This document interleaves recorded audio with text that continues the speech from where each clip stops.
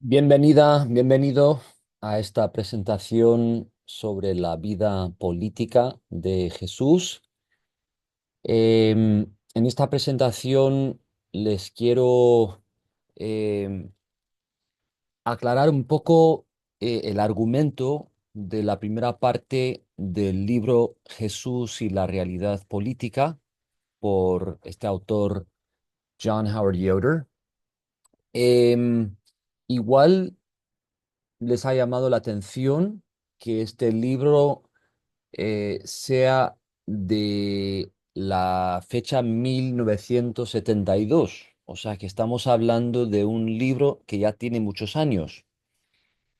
Pero lo he programado en la clase porque me parece a mí que la propuesta de este libro realmente no ha podido considerarse en la vida cristiana del, vamos, de los últimos 50 años y más, a pesar de el poder de esta propuesta, a pesar de sus dimensiones, lo que podría suponer para nuestra vida como seguidores de Cristo y para la ética cristiana.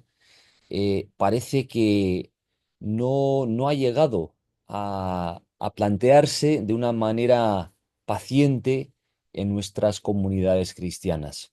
Y por eso creo que merece la pena estudiar un libro de tantos años y preguntarnos si tiene una propuesta para nosotros, para nuestra vida de discipulado, nuestro llamado cristiano, para lo que es el tema de nuestra clase, la ética cristiana. Em, Hay un bosquejo a seguir en Canvas que espero que les ayude a un poco seguir el hilo de la presentación, pero también tomar apuntes donde les parezca conveniente y anotar también preguntas que surjan para ti durante la presentación. Bien, vamos a empezar un poco enlazando este tema de la vida política de Jesús con lo que hemos estudiado de la virtud cristiana. Em, la virtud cristiana, tal como la hemos estudiado hasta ahora en la clase, describe la excelencia de la vida de Jesús bajo el peso de la muerte. Es discernir bien. La virtud cristiana es discernir bien bajo el peso de la muerte, es sentir adecuadamente bajo el peso de la muerte, es vivir de tal manera que no nos dejamos llevar por la corriente de este siglo, la cual tiende a huir de la muerte con toda su realidad de descomposición y escasez, con la lejanía que produce entre los seres de la creación, según la enseñanza de la Biblia. La muerte es una fuerza, eh, pues, poderosa y aterrorizante, y por eso nos tienta al ser humano a huir de ella, pero la virtud cristiana se trata de aprender a vivir bien, a vivir fielmente bajo su peso. Eh, Según la virtud cristiana, no nos dejamos llevar por la corriente de este siglo que pretende huir de la muerte y como resultado fomenta la muerte e impone la muerte en los demás. Impone la escasez y la lejanía en el tejido de la creación. La virtud cristiana se trata de vivir de tal manera que nos enfrentamos a la muerte directamente con el amor.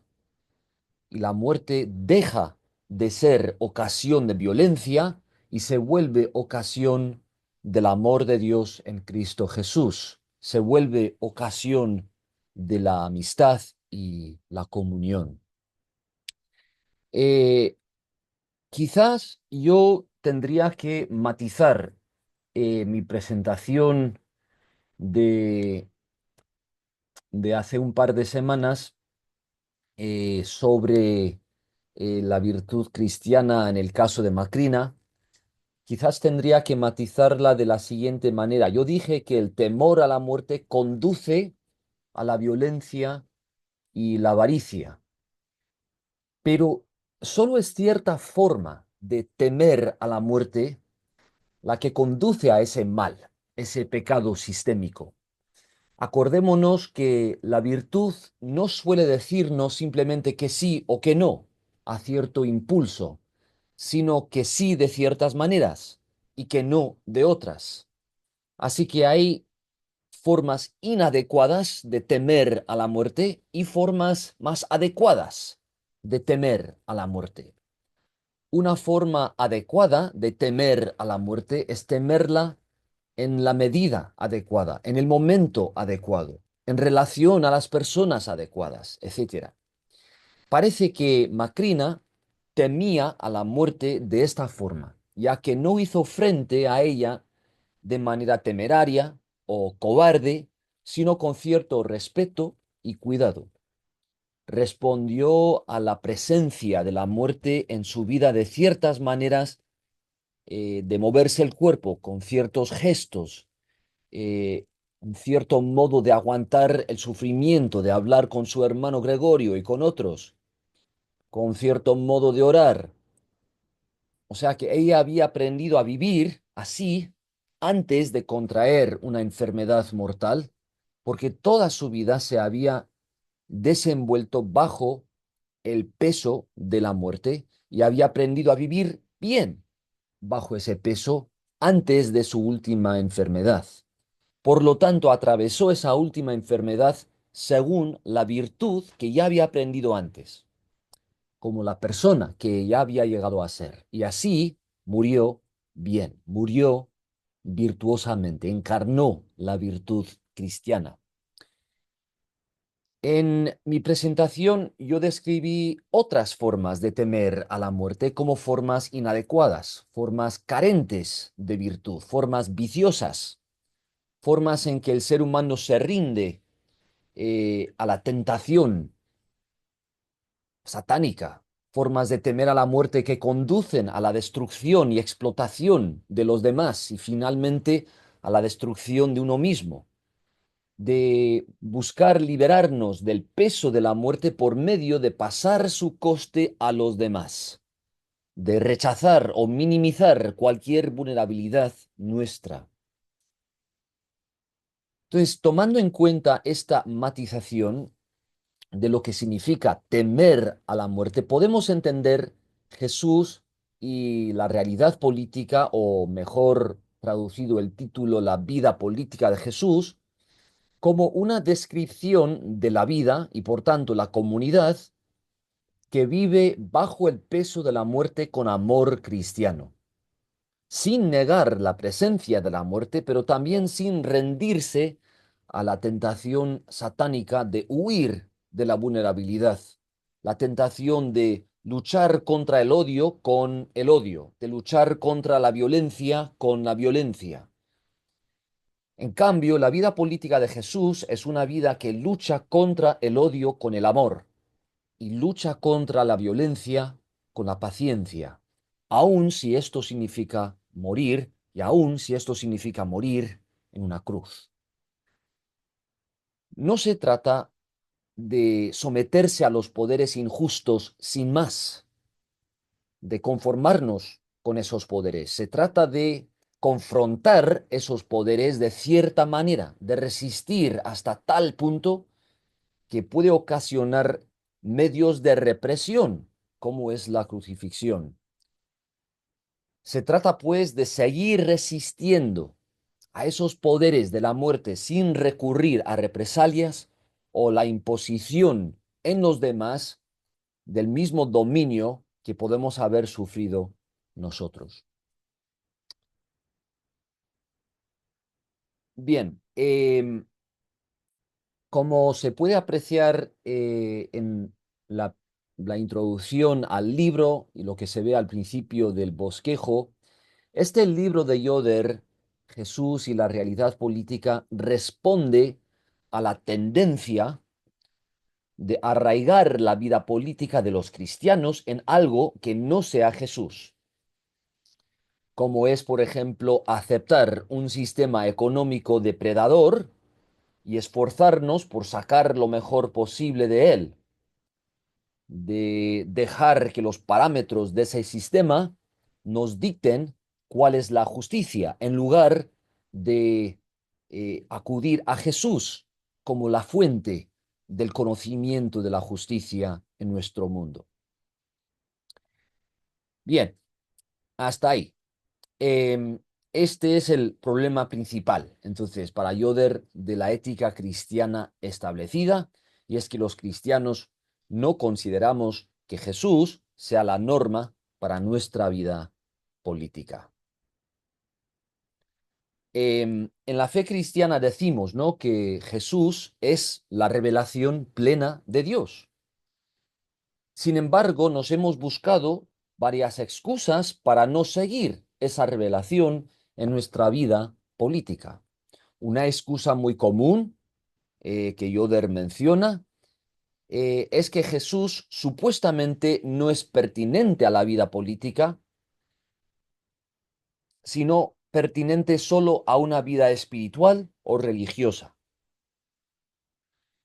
Últimamente, en las décadas desde la publicación del libro de Yoder, se ha invocado el nombre de Jesús y la Biblia para nuestra vida política, pero para una forma de vivir y buscar el poder que no sigue la vida política de Jesús. Bien, la norma típica que los cristianos seguimos y que invocamos, eh, la norma típica de nuestra vida política, suele ser muy abstracta y ambigua. Es la norma de lo que es eficaz o responsable. Si parece que Jesús no recurrió a la espada en busca de la justicia y enseñó a sus discípulos a seguirlo en este sentido, a nosotros esto no nos parece muy eficaz para acabar con la opresión o para mantener la seguridad de nuestra vida. Por lo tanto, practicamos una ética que nos parece más eficaz en la política y no la ética de Jesús. Del mismo modo, creemos que frente a las amenazas de inseguridad y escasez en nuestras comunidades o en nuestra sociedad, hay que ser responsables. Si siguiéramos a Jesús en nuestra vida política, tendríamos que asumir riesgos muy serios y hasta podríamos sufrir. Es más, otros miembros de nuestras comunidades y nuestra sociedad igual tendrían que sufrir también si siguiéramos a Jesús en nuestra vida política, aunque en muchos casos no han escogido esas personas esos riesgos para sí mismos. Por lo cual, eh, pues ponerlos en riesgo, correr riesgos para ellos, pues sería irresponsable. Practicamos una ética, pues, cuya norma política es lo que nos parece responsable, no la vida política de Jesús, aunque seguimos diciendo que Jesús es la revelación plena de Dios, así como el llamado del ser humano. Entonces, este es el gran problema que el libro de Yoder pretende abordar. Yoder menciona varias herejías formalizadas en la historia del cristianismo que anticipan la herejía actual que estoy describiendo, siguiendo a él. La herejía de una ética cristiana para la cual Jesús no es la norma. La corriente del cristianismo que llegó a predominar eh, en las generaciones iniciales del movimiento cristiano denunció la herejía ebionita, según la cual Jesús no es Dios, sino un ser humano adoptado por Dios. Su autoridad, pues, no es directamente divina, sino humana. Y divina solo en la medida en que Dios adopta a Jesús como su hijo.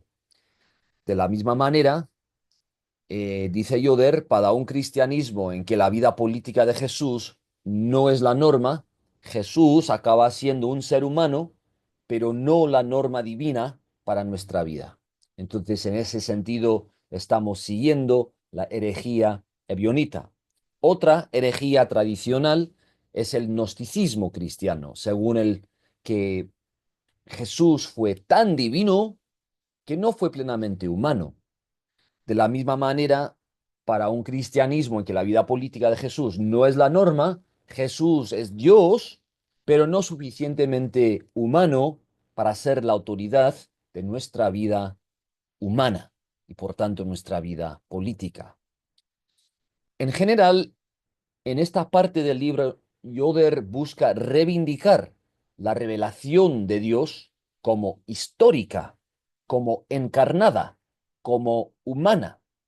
La realidad de la historia y de la carne no deja de ser una realidad política, por lo cual no podemos conformarnos, dice Yoder, con un cristianismo que supuestamente deja la historia atrás o margina la carne de Jesús y del resto de la revelación de Dios. Habrá que tomar en cuenta cómo se reveló Dios en la historia y en la carne, sobre todo en el drama de la vida de Jesús, y entender esa revelación como la norma para nuestra vida en la historia actual y en la carne nuestra. Entonces, la propuesta de Yoder a grandes rasgos es esta, y aquí cito de la página 24. El ministerio y las demandas de Jesús se entienden mejor, no como un llamado a evitar las opciones políticas, sino como una particular opción sociopolítico-ética. Esa es su tesis, ¿no? La propuesta rectora de todo este libro. Bien, eh, él, Yoder pretende demostrar la verdad de esta propuesta, la naturaleza política de la vida de Jesús, de la revelación de Dios y del llamado cristiano, partiendo del testimonio bíblico, sobre todo del Evangelio según Lucas. Eh, el capítulo que vamos a seguir ahora, que se llama La venida del reino, constituye una presentación, una lectura, digamos, de la narración de Lucas. Y empieza con el testimonio de María, de Zacarías y de Juan el Bautista, hijo de Zacarías. Según su canción en Lucas, la canción de María, el famoso Magnificat en capítulo 1 del Evangelio de Lucas, María entiende a su hijo como un liberador político. Esto parece bastante claro en la letra de la canción, ¿no? Que incluye estas palabras.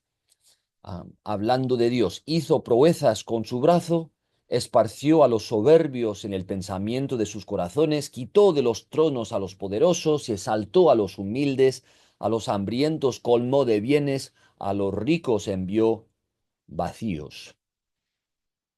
Eh, María describe el hijo que ha concebido, el hijo que va a nacer de ella, en estos términos, en términos de esta memoria del Dios de Israel.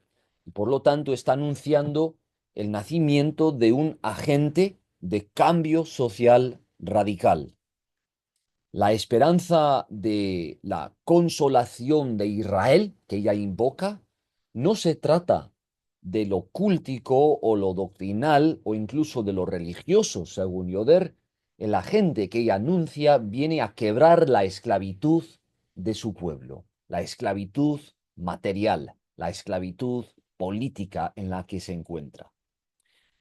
Luego encontramos la proclamación de Zacarías sobre su hijo Juan. Dice así: salvación de nuestros enemigos y de la mano de todos los que nos aborrecieron, que nos había de conceder que librados de nuestros enemigos sin temor les serviríamos. Entonces, esta es la expectativa de Zacarías con respecto a la obra de su hijo, y resulta esta expectativa aún más clara cuando su hijo Juan la expresa más adelante en la narración. Dice, ya también el hacha está puesta a la raíz de los árboles. Por tanto, todo árbol que no da buen fruto se corta y se echa en el fuego. Su aventador está en su mano, hablando del rey, ¿no? Para quien Juan está preparando el camino, y limpiará su era y recogerá el trigo en su granero y quemará la paja en fuego que nunca se apagará. Según Yoder, este es el lenguaje que Lucas nos dice que Juan emplea para predicar las buenas nuevas al pueblo.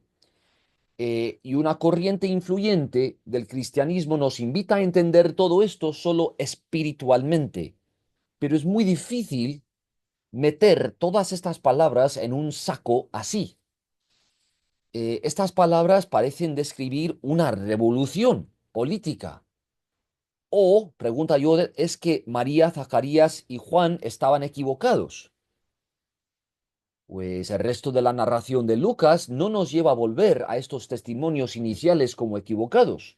En el resto de su evangelio, Lucas nos presenta a Jesús como la figura política que cumple con estas expectativas y encabeza eh, un movimiento político.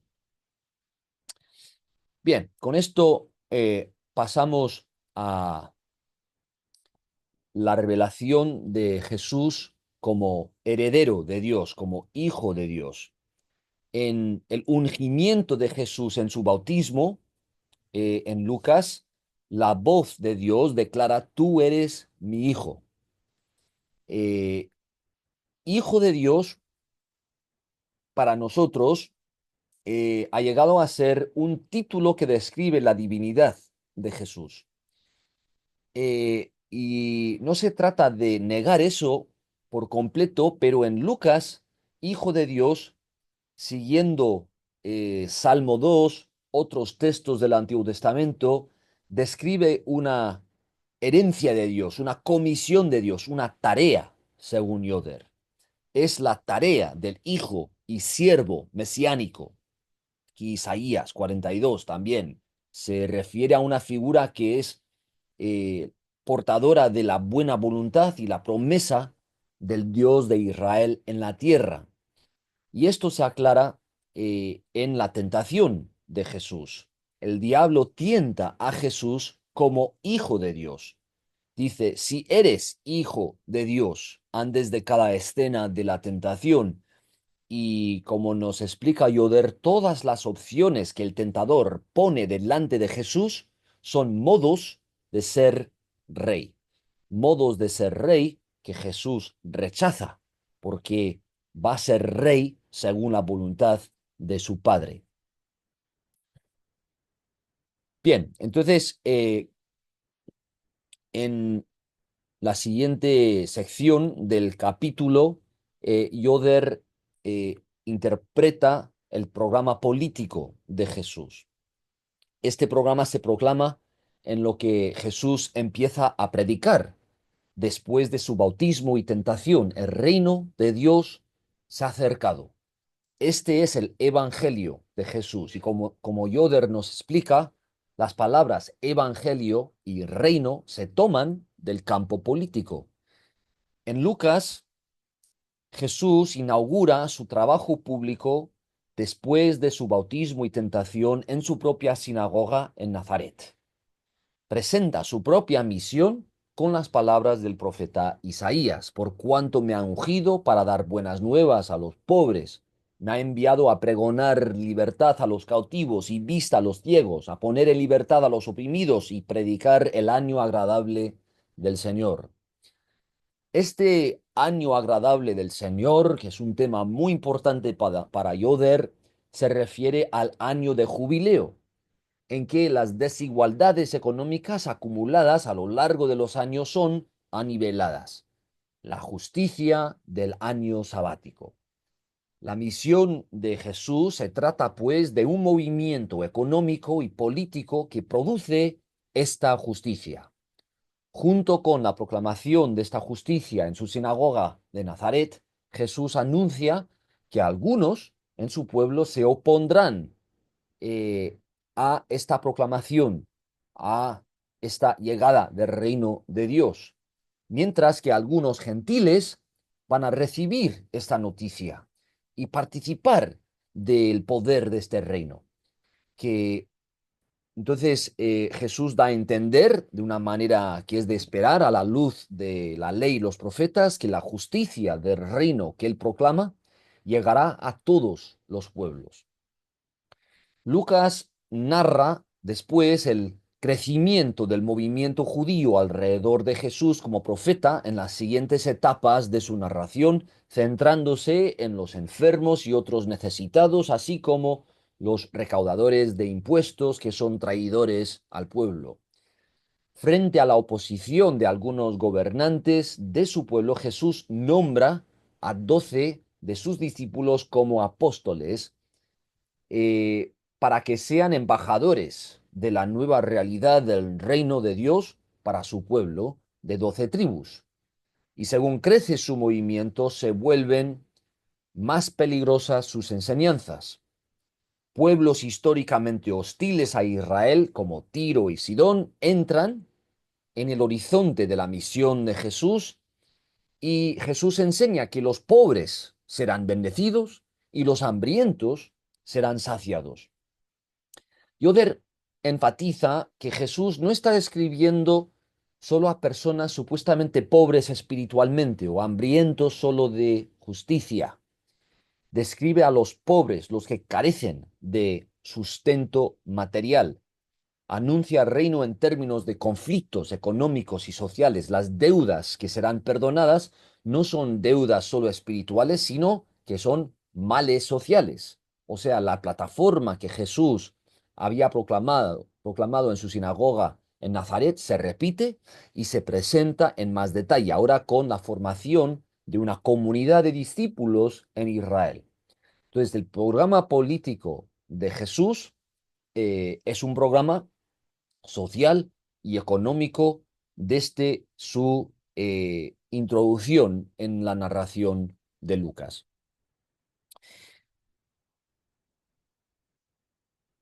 Con esto pasamos a la tentación de la multiplicación del pan y la revelación que esta multiplicación señala. La multiplicación del pan en el desierto se ha interpretado en las corrientes principales del cristianismo como un acto aislado que supuestamente demuestra la divinidad de Jesús. Pero en Lucas, así como en el Evangelio de Juan y los otros evangelios también, la multiplicación del pan se da en un contexto que aclara la misión de Jesús y el reto que Jesús presenta. Una persona poderosa en una comunidad que sufre hambre le puede incitar a la comunidad a convertir a esa persona en un gobernante a la fuerza para que gobierne por medio de la fuerza, para asegurar ese pan. Jesús rechaza esta forma de gobernar e insiste gobernar sin recurrir a la fuerza y hasta sufrir por la amenaza que su gobierno supone para el gobierno establecido en su tierra. Por lo tanto, Jesús no está rechazando el poder político, sino cierta clase de poder político, mientras que Jesús está encarnando otra forma de poder político. Para Yoder esto es importante para entender la cruz, la cual Jesús escoge en lugar de la corona típica de los reinos humanos. No evita el conflicto político, sino que en Lucas consulta a estas alturas de la narración con Moisés y Elías en lo alto de la montaña e inicia su marcha a Jerusalén para ser ahí entronizado. La cruz, pues, en este contexto de Lucas, donde Jesús empieza a describirla, no es un instrumento de propiciación, primordialmente, sino la alternativa política tanto a la insurrección como al quietismo. Y en este tramo de la narración, Jesús empieza a describir en más detalle lo que es el compromiso del discipulado. Eh, en el camino a Jerusalén se intensifican las divisiones que el movimiento de Jesús está descubriendo y hasta alimentando. Son divisiones políticas que llegan hasta los lazos de las familias del pueblo. El movimiento de Jesús reúne a multitudes y, como lo percibe Herodes, amenaza el orden establecido. Por lo tanto, Herodes busca matar a Jesús, no por herejía, sino por sedición. Pero no solo Jesús tiene que enfrentar la posibilidad de ser crucificado, según la presentación de Lucas. Todos los que siguen a Jesús como discípulos tienen que asumir los riesgos de su forma de vivir, la hostilidad que esa forma de vivir despierta en su sociedad y el castigo político que puede ocasionar para ellos como seguidores suyos. Cuando Jesús reprende a los discípulos por buscar el señorío unos sobre otros o sobre su sociedad, no es porque su misión no se trata de un nuevo orden social, como si se tratara solamente de una realidad espiritual. Reprende a sus discípulos porque ese nuevo orden social no se caracteriza por el dominio ni se impone por medio de la fuerza. Ese nuevo orden social se caracteriza por el servicio y lo establece uno que sirve y seguidores que se sirven unos a otros. Estos seguidores manifiestan, según Yoder, una estructura visible de compañerismo, una decisión sobria de aceptar el costo del compromiso del discipulado y un estilo de vida claramente definido. Como tal, eh, este movimiento de discípulos representa un movimiento conscientemente político.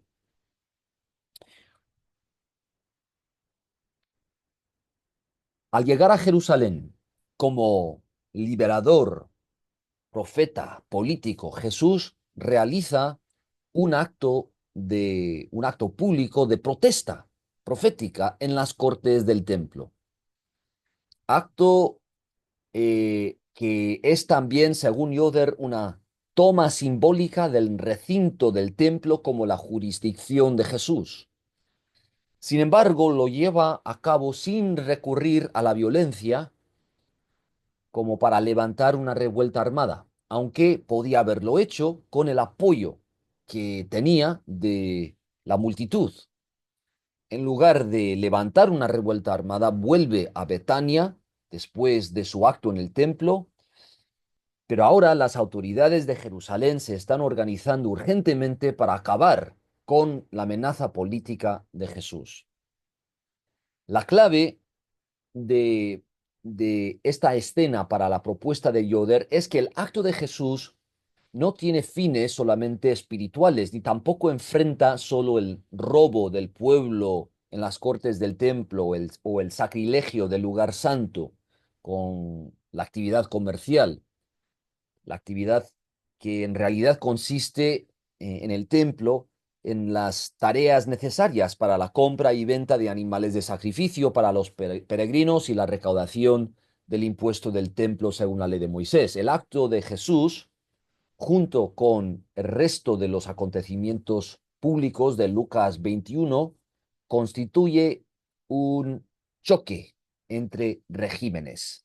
De eso se trata el acto de protesta profética en las cortes del templo, un choque entre regímenes. Yoder, para mí, no entra en suficiente detalle eh, en la interpretación de este pasaje porque sería interesante estudiar los textos proféticos que Jesús cita en esta manifestación pública para entender lo que está llevando a cabo en las cortes del templo. Pero aún así me parece su interpretación como digna, ¿no?, de lo que encontramos en el texto de Lucas.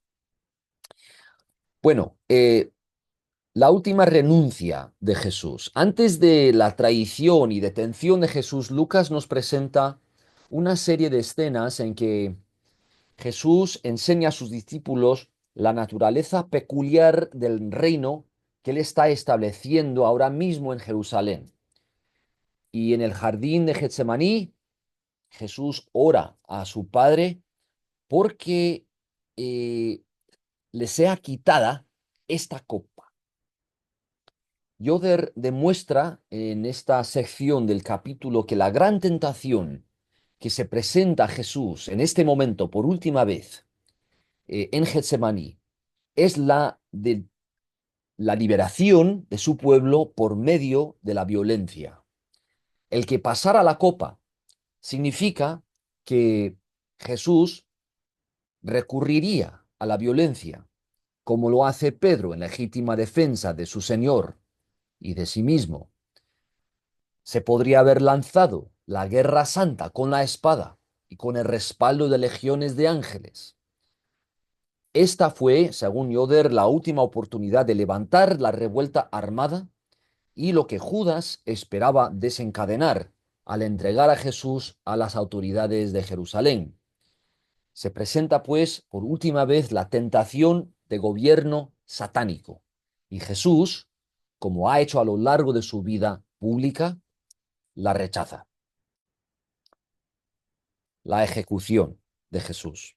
Jesús muere como un celote, como un rey rebelde. La corriente principal de la doctrina cristiana ha interpretado esto como un error, un malentendido, como si Jesús en realidad no presentase ninguna amenaza política. Yoder demuestra que Jesús sí presentó una amenaza política al régimen establecido en Jerusalén y al gobierno romano administrado por Pilato. El que no fuese una amenaza a través de métodos, eh, vamos a ver, eh, Jesús evidentemente no representa una amenaza por medio de métodos violentos, pero esto no quita el poder político de su movimiento, sino que indica la clase de amenaza política que fue y, francamente, la eficacia de los métodos políticos no violentos de Jesús hasta este momento en la narración de Lucas. El cargo bajo el cual Jesús fue ejecutado por Pilato fue rey de los judíos, o sea, una figura pretendiente al trono de su pueblo que ya estaba ocupado supuestamente por el emperador. Pero resulta que el sufrimiento de Jesús, según el Evangelio, no fue el fracaso de su reino, sino el modo de su inauguración. Toda la enseñanza de Jesús a lo largo de Lucas y los otros evangelios también se resume en este acto final de resistencia y de amor. A través de la cruz llega el reino de Dios y Jesús es coronado como su rey. Entonces, esta es la conclusión de Yoder. Eh, es una conclusión exegética, ¿no? Derivada del estudio del Evangelio de Lucas, pero también los otros evangelios también. Jesús no fue solo un moralista cuyas enseñanzas tuvieron algunas implicaciones políticas, no fue primeramente un maestro de espiritualidad cuyo ministerio público fuera visto equivocadamente bajo una luz política, no fue solo un cordero sacrificial preparándose para su inmolación, o un Dios hombre cuyo rango divino nos llevara a pasar por alto su humanidad. Jesús, en tanto divinamente encomendado, es decir, prometido, ungido, mesiánico, al rol de profeta, sacerdote y rey, fue el portador de una nueva posibilidad de entablar relaciones humanas, sociales y por tanto políticas. Su bautismo es la inauguración y su cruz es la culminación de aquel nuevo régimen al que sus discípulos son llamados a compartir. Entonces, el que Jesús fuera entronizado por medio de la crucifixión nos indica que la ética de seguir a Jesús tiene que ser una ética marcada por la cruz. Una cruz, como nos explica Yoder, identificada como el castigo de un hombre que amenaza la sociedad por medio de crear una comunidad en su pueblo que inspira una nueva realidad política. Bien,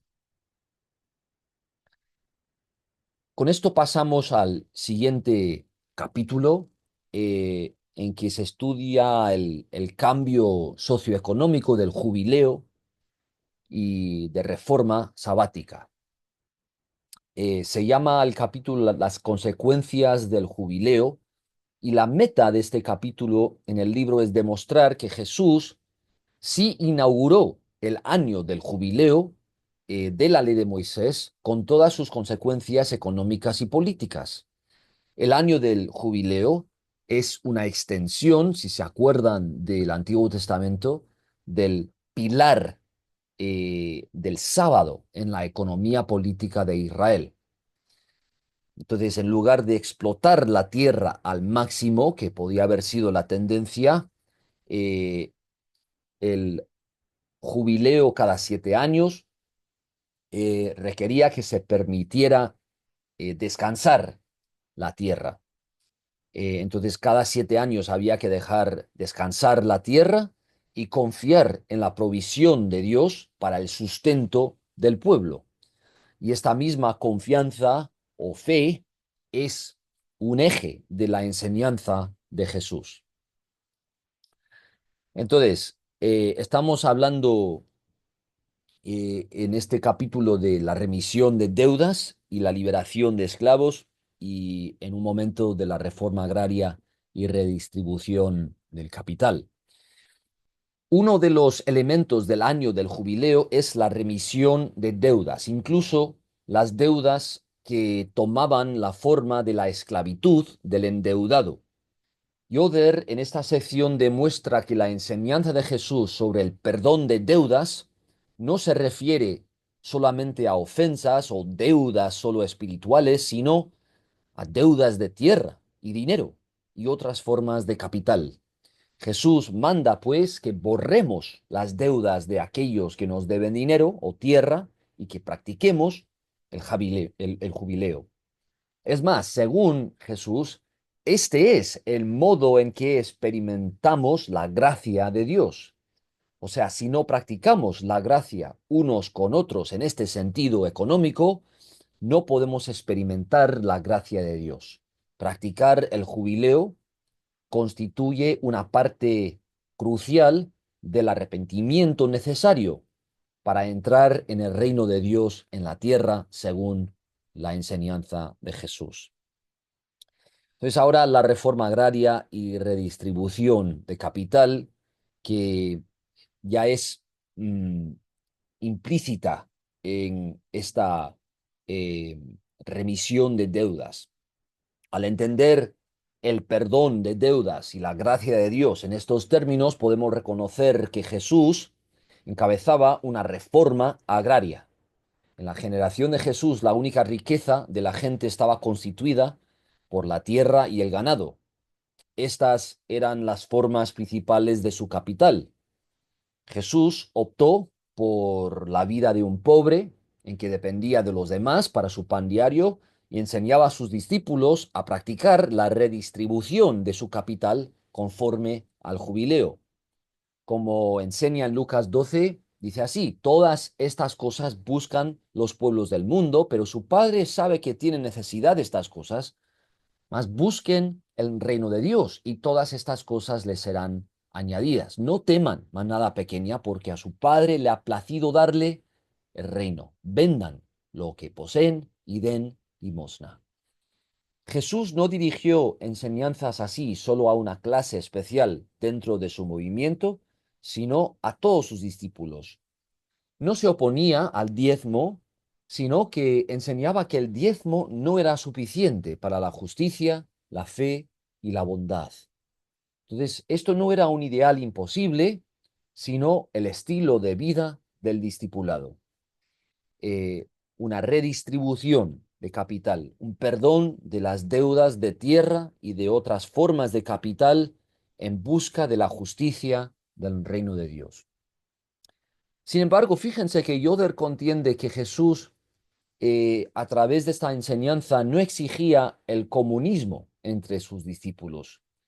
Llamaba a su comunidad a la ordenanza del jubileo, aunque el cristianismo en general ha rechazado este llamado de Jesús para nuestra ética. Bien, con esto pasamos al siguiente capítulo. eh, Y ante el testimonio de los evangelios sobre la vida política de Jesús, tal como Yoder lo ha presentado, los cristianos podemos preguntarnos, ¿cómo es compatible esto con el testimonio del Antiguo Testamento, el cual parece autorizar la violencia y el gobierno por medio de la fuerza?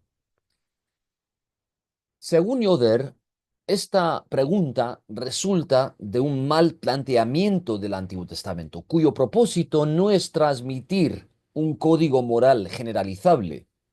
El mensaje principal del Antiguo Testamento con respecto a las guerras de Israel es que Adonai es un Dios que salva a su pueblo sin necesidad de que ellos actúen. Israel salía victorioso por las poderosas obras de Dios en su favor. Entonces hay que tomar en cuenta cómo Jesús y los oyentes de su generación habrían concebido la acción de Dios a la luz de la memoria bíblica en el Antiguo Testamento. El Éxodo es el caso clave, ¿no? Porque en Éxodo leemos esto: no teman, estén firmes, esto en capítulo 14, y vean la salvación que Adonai hará hoy con ustedes, porque los egipcios que hoy han visto, nunca más para siempre los verán. Adonai peleará por ustedes y ustedes estarán tranquilos. El Éxodo es el acontecimiento fundante de Israel y la salvación de Dios por excelencia. Eh, en el Éxodo los israelitas no hicieron nada para traer la destrucción sobre los egipcios. El único llamado que recibieron fue a creer y obedecer. Cuando lo hicieron, la amenaza, aparentemente inevitable, que venía sobre ellos, desapareció. Aun cuando Israel utiliza la espada en otros momentos de la narración, eh, la victoria se acredita no al poder de los hombres armados, sino a la ayuda de Adonai. Con respecto a la ética cristiana, según Yoder, no es consecuente con el testimonio del Antiguo Testamento imponer en él la pregunta de si es justificable matar o no, porque esa no es la pregunta que pretende abordar o que Jesús y su generación estaban preguntándole al Antiguo Testamento. El mensaje de esta memoria bíblica se centra en la promesa general de acuerdo con la cual, si Israel creía y obedecía, los ocupantes de la tierra prometida serían desalojados poco a poco, o por el ángel del Señor, o por el terror, o por la avispa, o por victorias como la de Josué en Jericó, o la derrota de los madianitas por Gedeón. Así son las raíces del llamado político del pueblo de Dios en Éxodo. En este contexto bíblico está claro que creer o tener fe no se trata de aceptar ciertas doctrinas o ideas, sobre todo doctrinas centradas en la expiación de pecados. Creer significa confiar en Dios para sobrevivir como pueblo, como encontramos en la oración del rey Asa en el segundo libro de Crónicas. Oh Adonai, para ti no hay diferencia alguna en dar ayuda al poderoso o al que no tiene fuerzas. Ayúdanos, oh Adonai, Dios nuestro, porque en ti nos apoyamos y en tu nombre venimos contra este ejército. O sea que Israel en este momento se encontraba frente a frente con un ejército egipcio 4 veces más fuerte en número que el suyo. Pero el resultado fue que Adonai deshizo a este ejército etíope delante de Asa y delante de Judá y huyeron sus enemigos. Mientras tanto, a lo largo de estas narraciones de la memoria de Israel, la infidelidad de Israel en otros momentos se describe como su confianza en sus propios recursos político-militares, su confianza en alianzas con otros pueblos gentiles potentes. Así es la falta de fe o la incredulidad. Esta memoria de Israel bíblica constituye los antecedentes clave para la vida política de Jesús y el reino de Dios que Jesús inaugura según el argumento de Yoder. En el exilio de Israel se cristaliza esta memoria del pueblo como la preservación milagrosa de su vida a lo largo de las generaciones. Confiar en Adonai se expresa como la alternativa a la decisión de recurrir a fuerzas militares para mantener su existencia. Así era la fe de judíos como Jesús en medio de una generación que sufría y que manifestaba conflicto dentro de sí sobre el camino hacia su futuro prometido. Las liberaciones milagrosas en generaciones anteriores constituyeron un paradigma para muchos judíos del modo en que Dios salvaría a su pueblo en ese momento, en la generación de Jesús. Después de varias generaciones de mantener su vida de pueblo en las condiciones precarias del exilio, así era su fe. Entonces, cuando Jesús utilizaba el lenguaje de liberación y revolución para anunciar la llegada del prometido reino de Dios sin predecir o autorizar medidas violentas para lograr sus fines legítimos, eh, no era recibido como un soñador por los que lo escuchaban. Estaba expresando en su propio momento la fe de Josafat o de Ezequías, una fe por la cual un pueblo creyente sería salvado a pesar de su debilidad, con tal de que esperaran la salvación de Adonai.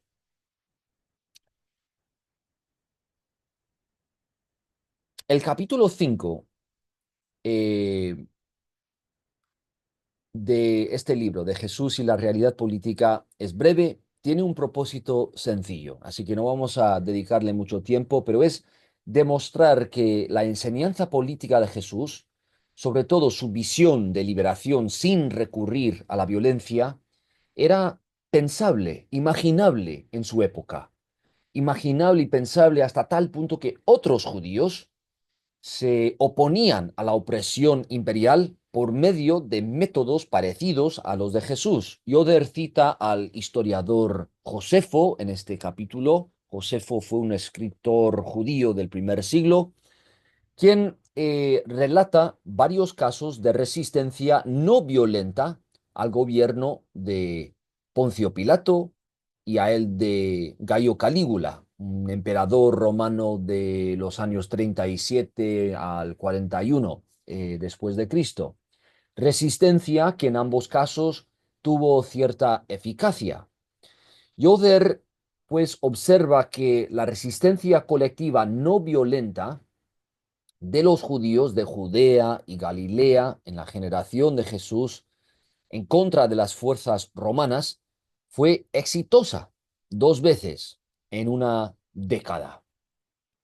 Esto demuestra que la opción violenta de los celotes no era la única posible o concebible para la resistencia política al imperio romano y sus títeres en Jerusalén. Era concebible, pues, lo que Jesús enseñaba, que el Dios de Israel salvaría a su pueblo sin que su pueblo recurriera a la espada y a través de una resistencia política no violenta.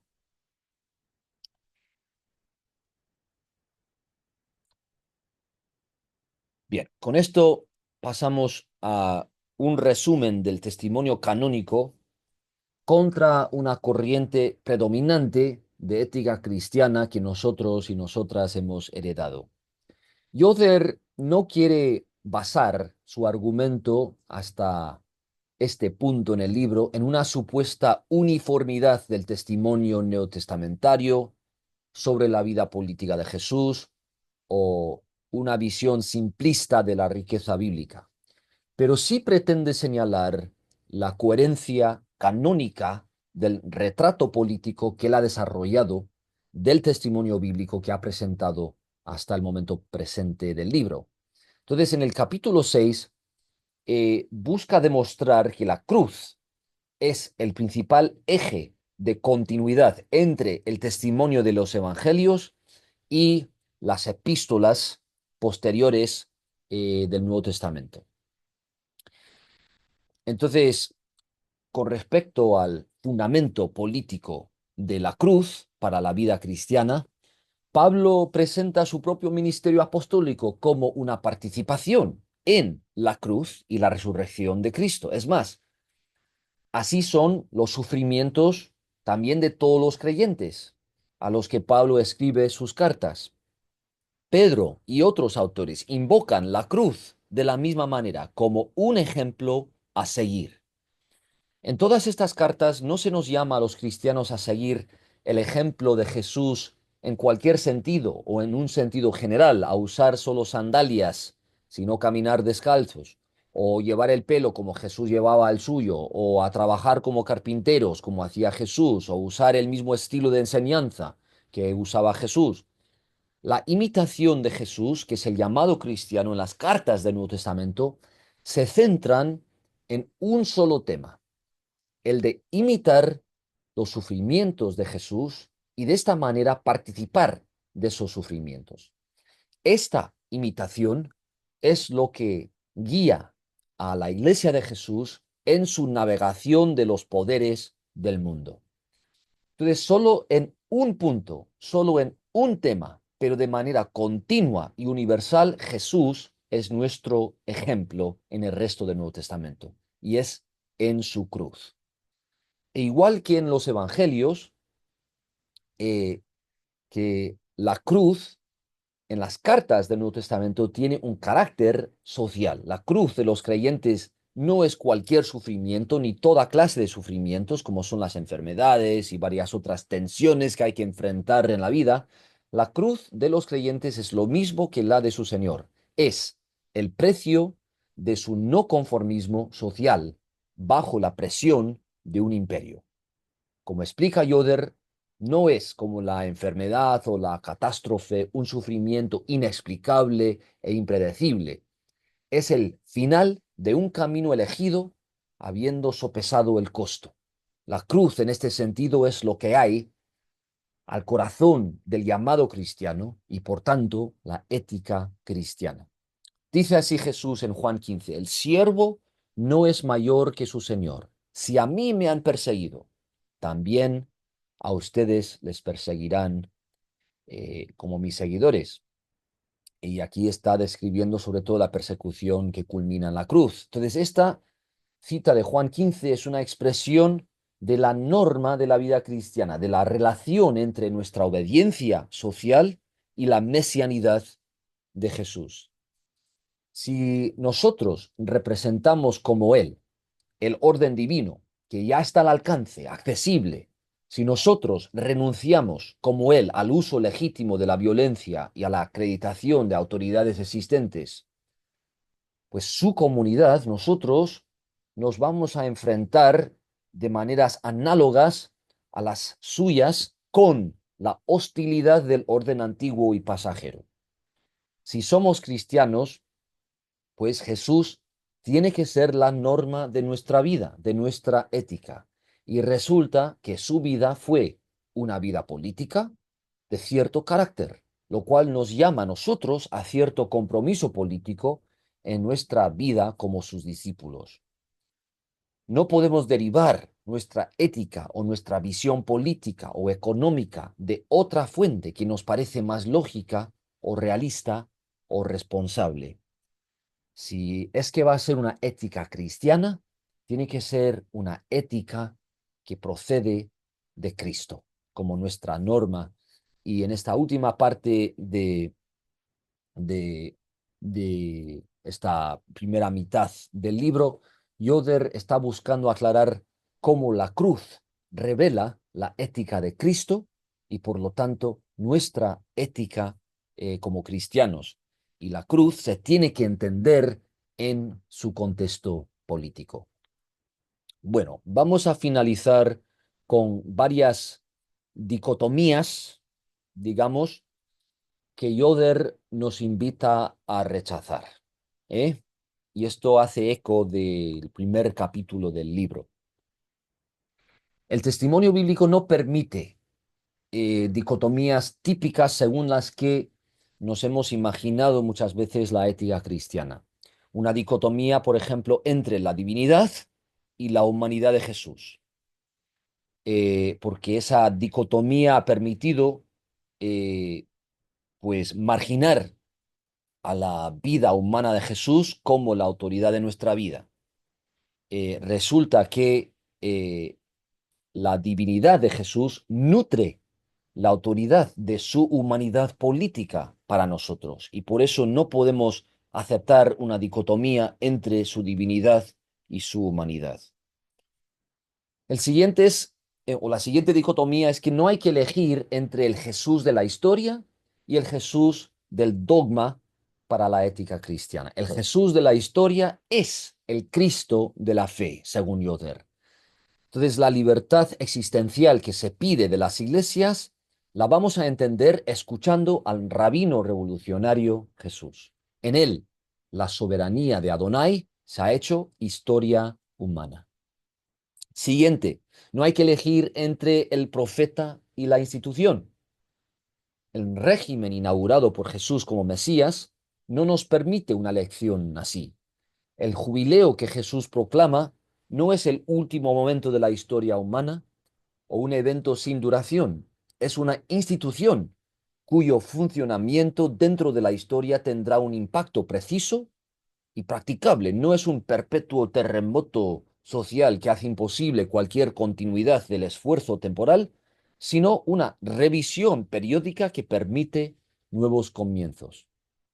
Siguiente dicotomía. No hay que elegir entre un reino catastrófico y un reino interior. El reino de Dios es una realidad social y visible, no un orden oculto.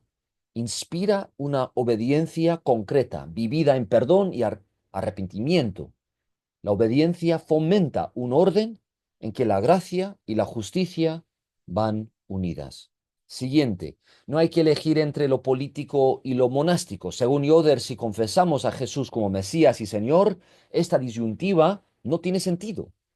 Las estructuras políticas actuales no son las únicas ni son permanentes y no se puede infravalorar el poder político de una comunidad que sigue a Jesús en su manera de vivir. No recurrir a la espada o no unirse plenamente a un partido político de la actualidad no significa retirarse de la realidad política a una vida monástica apartada. No recurrir a la espada, no unirse plenamente a un partido político de la actualidad, es en sí cierta realidad política, cierta presencia política, cierto testimonio político. Y la última, no hay que elegir entre lo social y lo individual. En la tradición cristiana encontramos mucha enseñanza que la ética de Jesús es pertinente a los encuentros entre personas individuales, pero no a la realidad política, que es supuestamente otra cosa. Pero Jesús, como hemos visto en Lucas y otras fuentes, no enseña ningún individualismo así. La naturaleza de la persona humana en la enseñanza de Jesús es un ser integrado en la comunidad y el tejido social. Así se presenta el ser humano en toda la tradición judía y bíblica. Según Yoder, la idea de un Jesús individualista solo puede haber surgido en un contexto protestante después de la Iluminación, es decir, en un contexto antijudío. Entonces, Yoder concluye el capítulo 7 con otras dicotomías comunes, cada una de las cuales debemos rechazar Él nos dice, porque imponen distinciones falsas en el testimonio bíblico y lo que es más pertinente a la cuestión de la ética cristiana para nosotros son dicotomías que buscan marginar a Jesús como la norma política de nuestra vida. Entonces, hasta aquí la presentación sobre la primera mitad más o menos del libro de Yoder, Jesús y la realidad política. Espero que esta presentación te haya servido para aclarar lo que es el contenido del argumento de Yoder. Y como he dicho en el pie del foro, le invito a cada uno, te invito a ti a incluir en tu reacción que vas a escribir como aporte al foro, pues cualquier pregunta que tengas sobre el argumento de este libro o una parte de esta presentación, porque será muy importante que en la siguiente sesión de la clase podamos dialogar sobre las inquietudes que este libro haya suscitado en ustedes. Gracias por tu atención y nos vemos en la siguiente sesión de clase.